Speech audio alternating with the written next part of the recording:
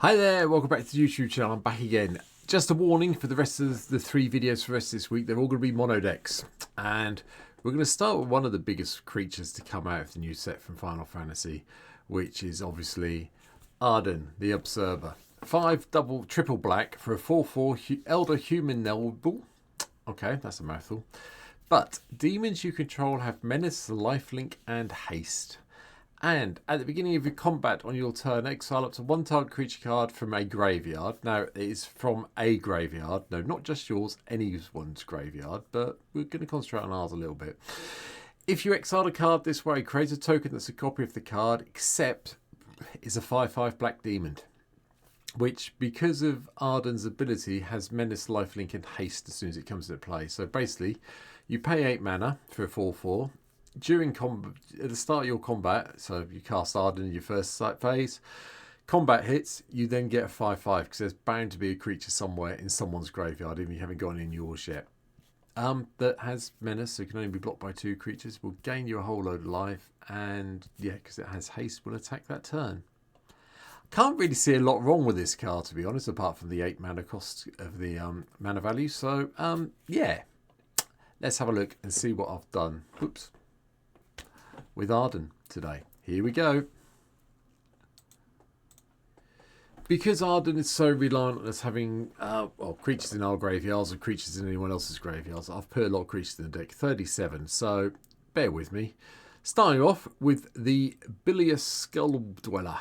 Got Death Touch, so it's a good early blocker, and then when it dies off, you can get it back as a 5/5 black demon with Menace, Lifelink, Haste, and Death Touch and Toxic. Not a bad trade-off, I think. Anyway, Fairy Dream Thief comes back in with flying, in addition to the abilities he gets from Ardyn. You can exile it if you need to, draw a card and lose a life if you need to. And it does Surveil 1, so it helps us fill our graveyard up. Gnawing Vermin comes in now. Gnawing Vermin is a bit of a weird one. It's 1 mana, 1/1.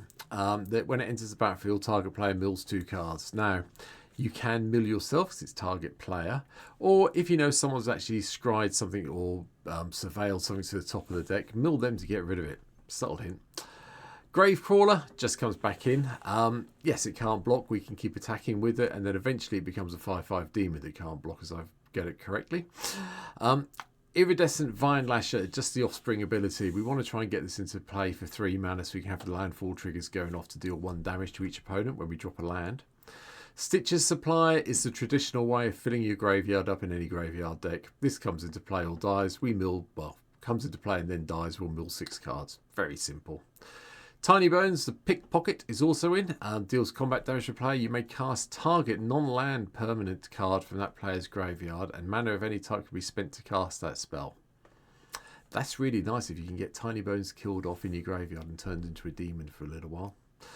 Valgothoth's Faithful also makes appearance, just in case we haven't got Ardyn in play, we haven't got the mana, so we can return any cards that have been milled from our graveyard to the battlefield that are creatures.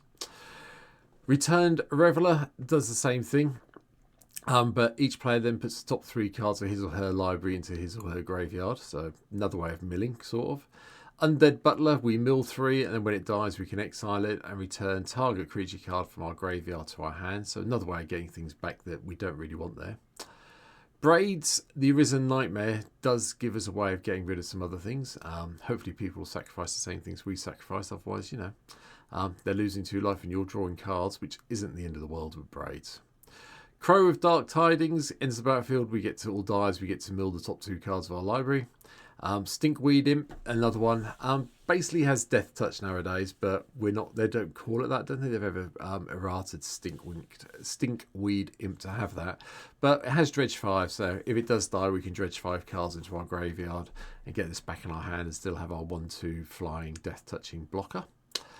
Body Launderer comes in as well. Whenever a non-token creature you control dies, it connives. And then when it dies, return target non-rogue creature card with equal or lesser power from your graveyard to the battlefield. Just another way of reanimating stuff, basically, especially if you connived a couple of times. I quite like the Massacre Girl, so I decided to play the No and Killer version so we can give all our creatures Wither. And then hopefully when the creatures with toughness 1 or less die, the opponent controls, we get to do a bit of card drawing. Phyrexian Obliterator sounded like fun to me in this deck. Has trample, and whenever a source deals damage to it, that source's controller sacrifices that many permanents. Now you'd be surprised how often a Phyrexian Obliterator will stop something like Blasphemous Act or Chain Reaction going off, because if they cast it, they deal the damage, and yeah, they're basically sacrificing most of their board, so it's quite nice from that point of view. Return Centaur just lets us get a player to mill 4 cards, probably us. Bloodthirsty Conqueror coming in from Foundations just for the flying death touch at the start, and then whenever an opponent loses life you gain that much life, which is really nice when you've turned this into a demon vampire knight. Okay. Yeah, Cavalier Knight makes sense, comes in play, sack a creature, we get to destroy something else that's annoying us, and when this dies we get to return something mana value 3 or less from the battlefield from the graveyard to the battlefield. Junji, the Midnight Sky, will either make each opponent discard 2 and lose 2, or we'll just nick something that isn't a dragon from our graveyard, or any graveyard from that matter, onto the battlefield under control. We lose a couple of life if we do it that way though, so bear aware of it. Obnixilus the Fallen, I had to have a couple of demons in here because, you know, we do want to have them menacing, life-linking and hasting the turn they come in. Obnixilus is probably the most abusive one of it. Hopefully you'll play this on 5 mana, then drop a land to make it a 6/6, which you're then going to attack with, which then has menace and lifelink. Yeah, and target player loses 3 life when you drop the land, so yeah, okay. Overlord of the Baelmark makes more sense in this deck. Comes in, we mill 4, whichever way we do it, and then we can put a non-avatar creature card or planeswalker from our graveyard to our hand. Street Wraith was just an easy way of getting a creature into the graveyard as far as I'm concerned. The 2 life cost for the cycling, and then Swamp Walk gives you a way to get through, especially if you've got one of the cards coming up and this has become a demon because of Ardyn's ability. So Conrad the Grim, no brainer. Let's just have cards go into a graveyard and get everyone taking damage from that. The Blight Titan enters and attacks. We mill 2 cards and incubate X, where X is the number of creature cards in our graveyard. So we get some big incubator tokens that can sit there until the time that we're ready to attack with them. Demon of the Dark Schemes chucks around -2/-2 when it enters the battlefield, and then other creatures give us energy, and then we can pay 3 and basically pay 4 energy to nick a creature card from a graveyard onto the battlefield under our control, tapped. This is not sorcery speed. This can be done at instant speed, so you can do it before your turn starts, so you've got through the comes into play tapped thing if you need to. Dreadhound is just another way of making sure that we can drain our opponents when creatures go to our graveyard, and this does mill 3 when it comes in. Extractor Demon is just a little bit of fun for me. I want another demon. This one's got flying. Whenever another creature card leaves the battlefield, sorry, you may have target player mill the top 2 cards of their library into their graveyard, and you get to unearth this for 3 mana. So you've got a way of getting it back if you need to. We're playing mono black. Grave Titan had to be here just for the zombies, if nothing else. And then obviously Kukushko, the Evening Star, because we all love having this die off, gaining 15 and draining all our opponents for 5, which is always fun.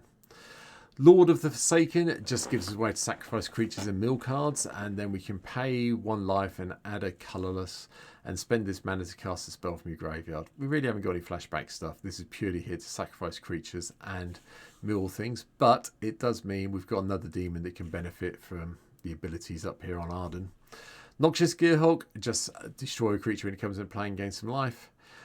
Avrox the Mind Flail comes in as well. Isn't a creature unless you control 3 or more permanents you don't own.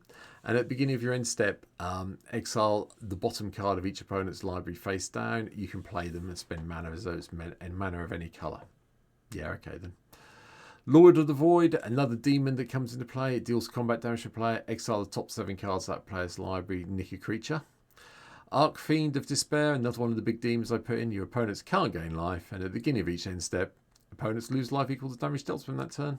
Yeah, okay, well, the life lost that turn, so same thing. Yeah, Archon of Cruelty. I've talked about it enough in previous videos. You all know what it does. It's here today.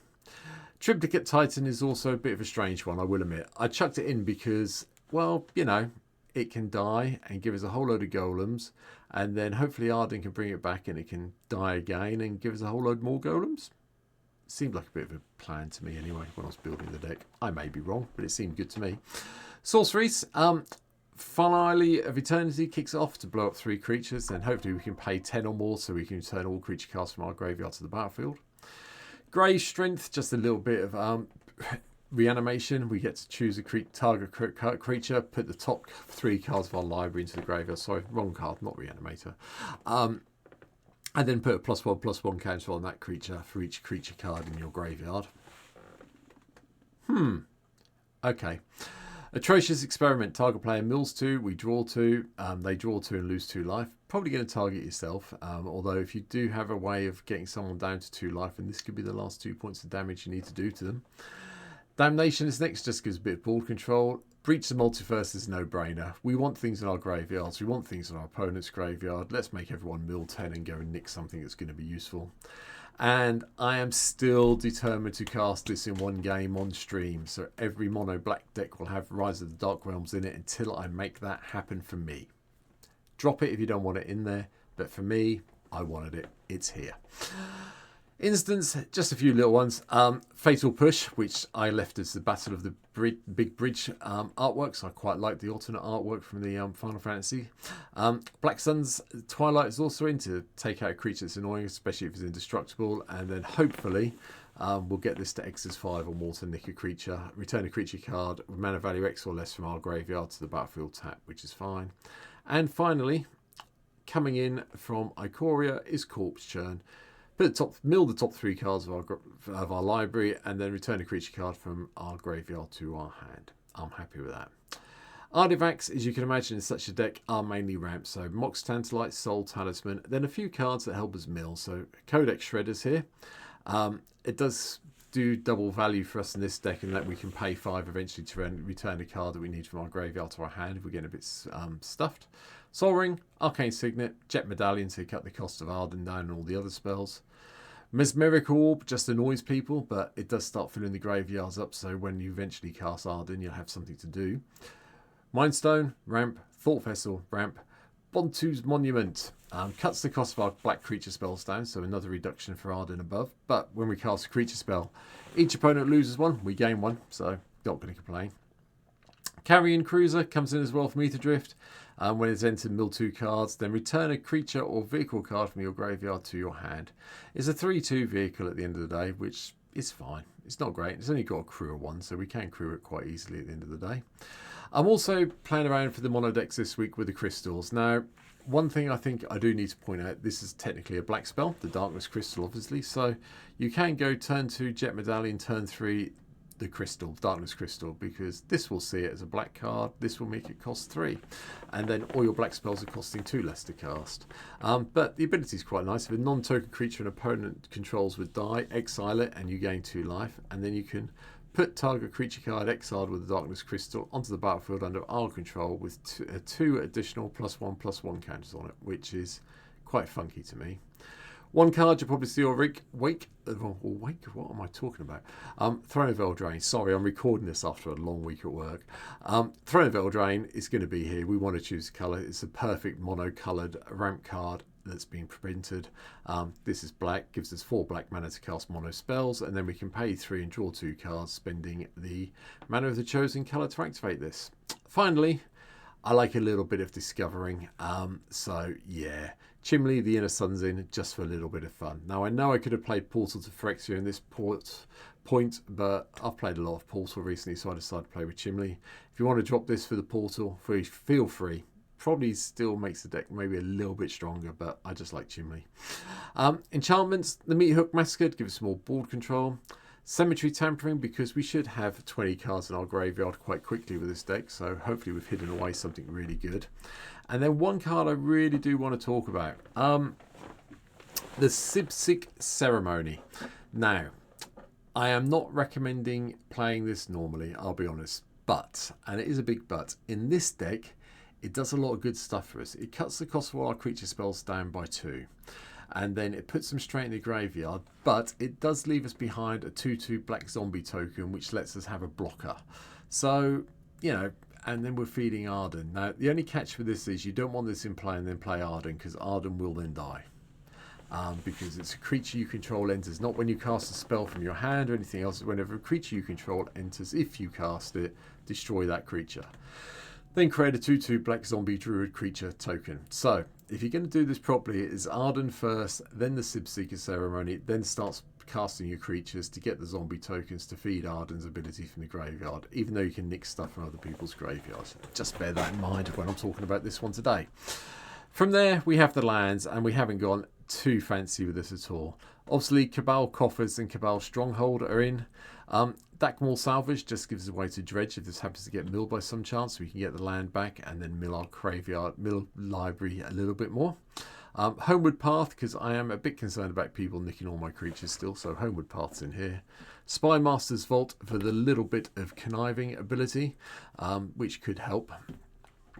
And then finally, 30 Swamps and 1 Urborg Tome of the Yawgmoth, because I'm playing mono black and it should be in the deck. But that's it. That's my take on Ardyn, the Usurper, for today. Yeah. I really wish I could open one in a draft at some stage, just put it that way, because I just think Ardyn's great. So, hey. But the Commander deck is a lot of fun to play as well. So I hope you've enjoyed this one. And then I'll be back tomorrow with one of the legends that my mods requested me to do on my stream. So if you want to see me play Ardyn, talking about the stream, there's a link down below to Twitch. You can come and give me a follow over there, watch me play the decks out on stream.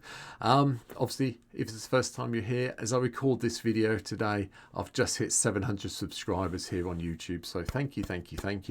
I think that's just great. So 300 away from my 1,000 people target, and I do want to thank everybody who subscribed recently. So yeah, that's great. But for now, thanks for watching. Take care, and yeah, I'll see you tomorrow with tomorrow's deck. Have a good one. Bye.